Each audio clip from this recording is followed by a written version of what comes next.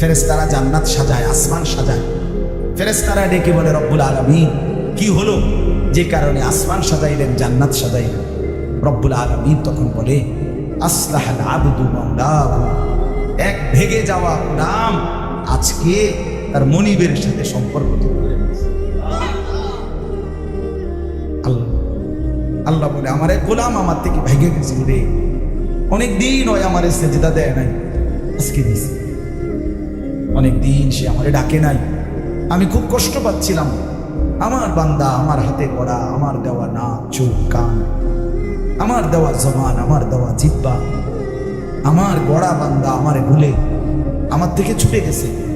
আজ আমার সেই ভেগে যাওয়া বান্দা আমার কাছে ফিরে আসছে।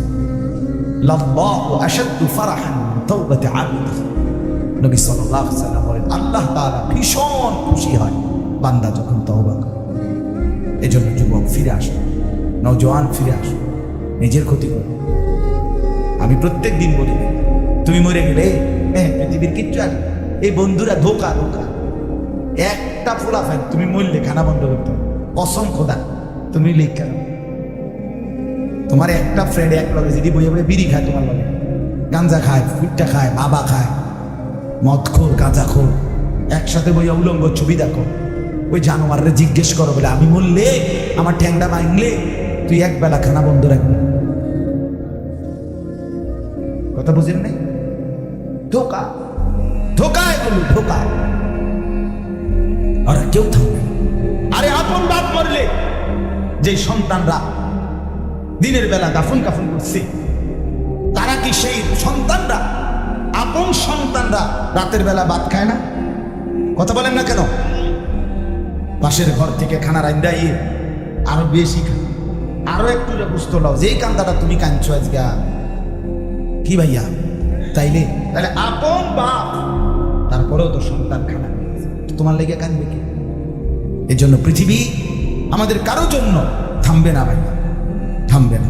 সামনের গাড়ি অ্যাক্সিডেন্ট করে, পেছনের গাড়ি অপেক্ষা করে না, পাশ কাইটা কাইটা চলে যায়। জ্যাম বাইজা গেলে আরো শিক্ষার শুরু করে, আরে লোক মরে গেছে, আরে মরলে মরুক বেটা, রাস্তা ক্লিয়ার করতে কও। ঠিক কিনা বলেন না কেন? ধরে বেটা বেটা ক্যাডা মরছে না মরছে বেটা এর লেগে বুঝি বলছে রাস্তা আটকায় মানে এই যুক্তি না।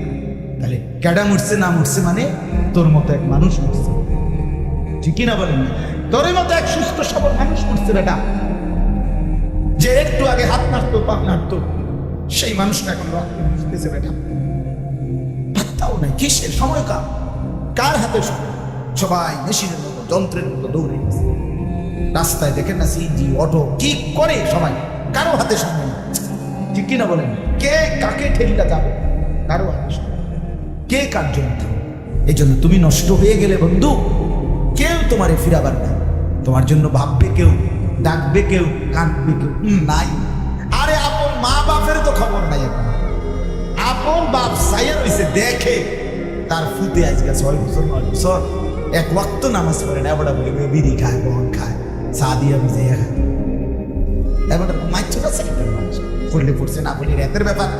বাবুরে টিহা দাও দিছে, টাকা দিলে খালাস।